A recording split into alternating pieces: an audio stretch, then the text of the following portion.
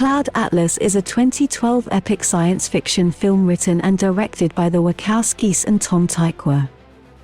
Based on the 2004 novel by David Mitchell, the film has multiple plots occurring during 6 different eras in time, with the cast members performing multiple roles.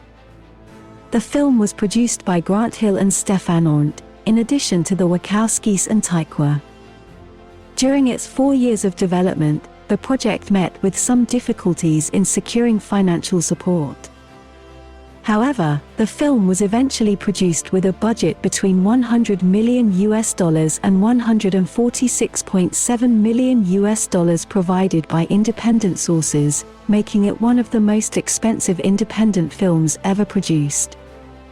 Production for Cloud Atlas began in September 2011 at Babelsberg Studio in Potsdam-Babelsberg, Germany. Cloud Atlas premiered on the 8th of September 2012 at the 37th Toronto International Film Festival, and was publicly released on the 26th of October 2012 in conventional and IMAX cinemas. Film critics were polarized, causing it to be included on various Best Film and Worst Film lists. It was nominated for a Golden Globe Award for Best Original Score for Tykwer, who co-scored the film, Johnny Klimek, and Reinhold Heil. It received several nominations at the Saturn Awards, including Best Science Fiction Film, and one for Best Editing and Best Makeup.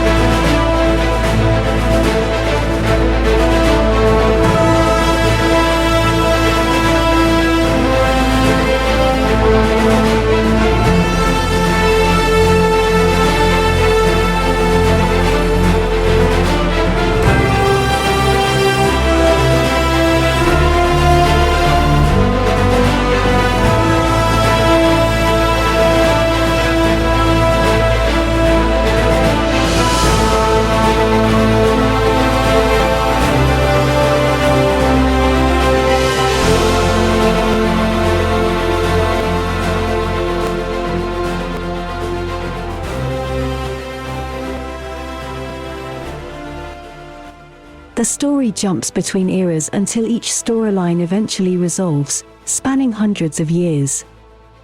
Writings from characters in prior storylines are found in future storylines.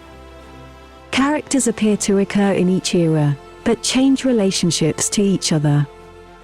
Slaves or abusers often change roles, suggesting reincarnation or other connection between souls through the ages. In the Chatham Islands, 1849, American lawyer Adam Ewing witnesses the whipping of Ortua, an enslaved Moriori man. Ortua stows away on Ewing's ship and persuades him to advocate for Ortua to join the crew as a free man. Ortua saves Ewing's life before his doctor, Henry Goose, can poison him and steal his gold under the guise of treating him for a parasitic worm. In San Francisco, Ewing and his wife denounce her father's complicity in slavery and leave to join the abolition movement. In 1936, English composer Robert Frobisher finds work as an amanuensis to aging composer Vivian Ayres, allowing Frobisher to compose his own masterpiece, the Cloud Atlas Sextet. Frobisher reads from Ewing's journal among the books at Ayres's mansion. Ayres demands credit for the sextet and threatens to expose Frobisher's bisexuality if he refuses. Frobisher shoots and wounds Ayres and goes into hiding. He finishes the sextet and shoots himself before his lover Rufus Sixsmith arrives. In San Francisco, 1973, journalist Louisa Ray meets Sixsmith, now a nuclear physicist. Sixsmith tips off Ray to a conspiracy to create a catastrophe at a nuclear reactor run by Lloyd Hurks, who secretly promotes oil energy interests. He is killed by Hicks' hitman, Bill Smoke, before he can give her a report as proof. Ray finds Frobisher's letters to Sixsmith, just as Frobisher had found Ewing's journal earlier. She tracks down Frobisher's obscure sextet in a record store. Scientist Isaac Sachs passes her a copy of Sixsmith's report. Smoke kills Sachs by blowing up his plane and then runs Ray's car off a bridge, destroying the report. With help from the plant's head of security, Joe Napier, Ray evades another assassination attempt, and Smoke is killed. With a copy of the report from Sixsmith's niece, she exposes the plot and has Hicks indicted. In London, 2012, gangster Dermot Hoggins murders a critic after a harsh review of his memoir, generating huge sales.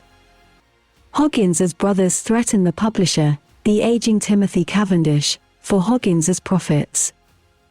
Timothy's brother, Denholm, tells him to hide at Aurora House. On the way, Timothy reads a manuscript based on Ray's story. Believing Aurora House is a hotel, Timothy signs papers committing himself and discovers it to be a nursing home where all outside contact is prohibited. Denholm reveals that he sent Timothy there as revenge for an affair with his wife. Timothy escapes with 3 other residents, resumes his relationship with an old flame, and writes a screenplay about his experience.